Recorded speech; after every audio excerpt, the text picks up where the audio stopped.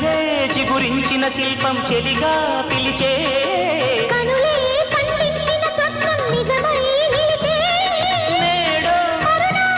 మన మమతల చరితల మనకు తెలుసుకోవా